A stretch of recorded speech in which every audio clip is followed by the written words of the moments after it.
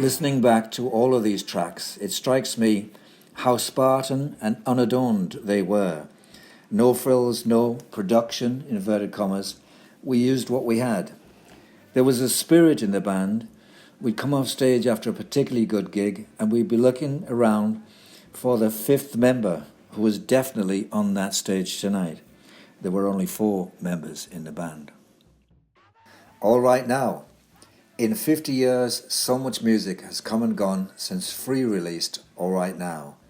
Yet here it is, still speaking to people. It's a story of boy meets girl, which as you are listening to this is happening to thousands around the world, maybe even millions.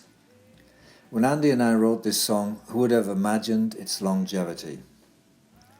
From Cossa's signature guitar riff to Fraser's punchy bass and Kirk's solid backbeat, they provided me with the music which gave me what I needed to deliver the story. Don't Say You Love Me. This was written by myself and Andy Fraser. I owe a lot to Otis Redding on this one, my inspiration and still is.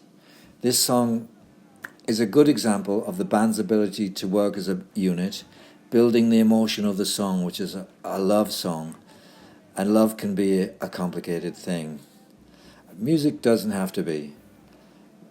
Free is often noted amongst musicians for the space we left between notes, which is something that Alexis Korner explained the importance of in Free's early days. Fire and Water. When I wrote this song, I was thinking about all those wonderful Stax Atlantic records I used to hear. Wilson Pickett's In the Midnight Hour comes readily to mind.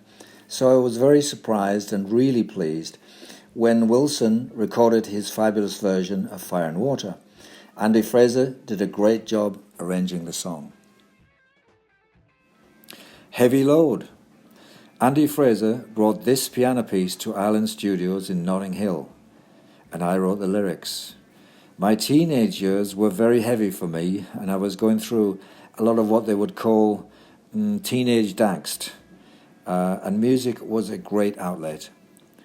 I would recommend it for all, as it is a positive, productive and creative way to express oneself.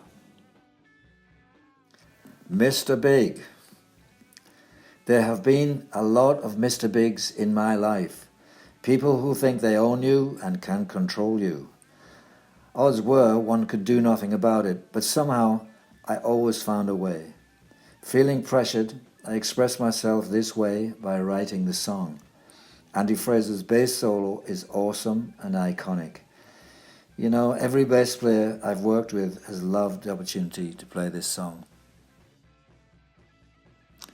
Oh, I Wept.